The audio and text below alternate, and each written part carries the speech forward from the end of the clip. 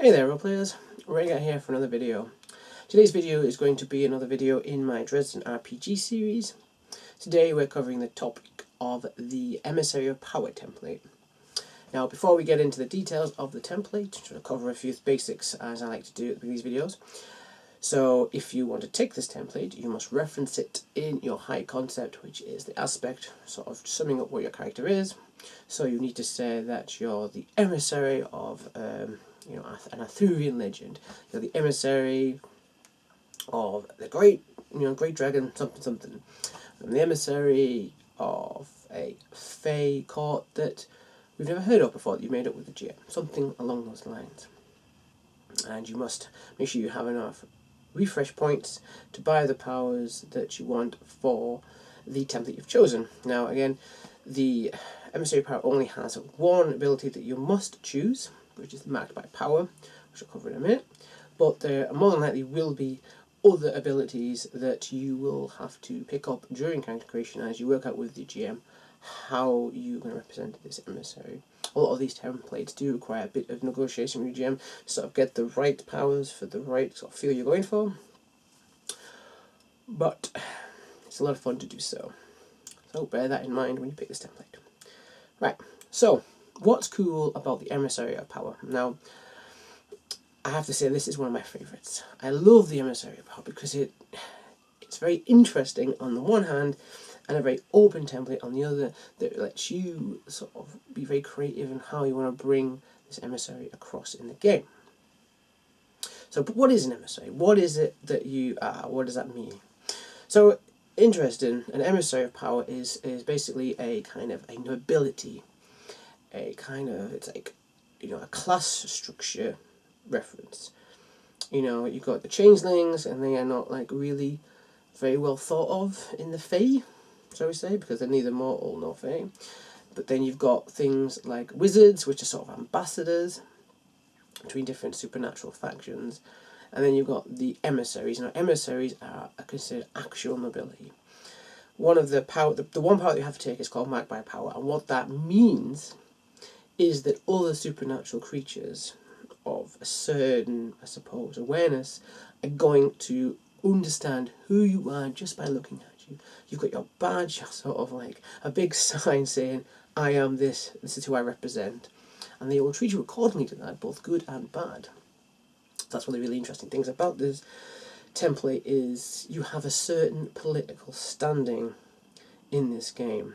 Mortals won't understand, but supernatural creatures, some of them will give you respect, some of them will actively oppose you because of who you are, just because you represent a certain someone that they hate. I think that's really interesting. So you're an emissary, you are representing another creature, another big heavyweight in the universe, and you're considered, you have certain political obligations and protections because of that. There are certain things that they won't do to you, they just won't kill you outright.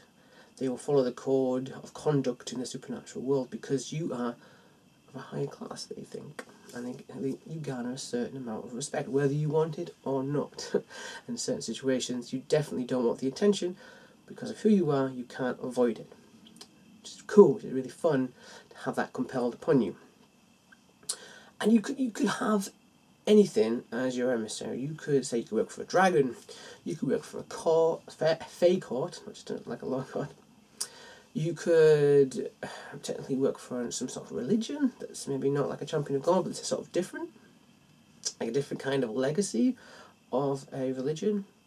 Because there's so many options, which makes it really cool. But what's really interesting, because you've got this person who you represent will probably be quite an active participant in the game. They will give you things they want you to achieve. They will have a certain expectation of you, how to behave, especially when you meet certain things that are either allied or opposed to this emissary.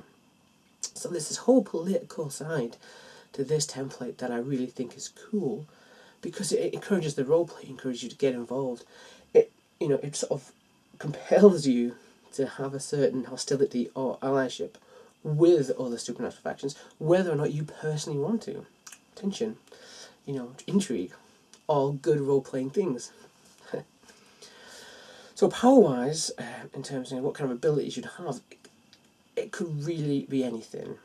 Some emissaries are actually superpowered themselves. They're mortals, technically, but they carry a certain kind of aspect of the patron. It may be an item that has the powers on them. Maybe, let's say, a ring that grants fey powers. It may be you actually are some kind of like supernatural hunter, that you work for maybe a hunter god. And you might carry like an enchanted bow. or you may work for a dragon, and a dragon could give you anything. Like in terms of power, you can have actual unseelie magic. You can have some kind of like fire magic, just out and out fire. Even soul fire. That's what's interesting. You could be anything, and you sort of negotiate with the GM what you want.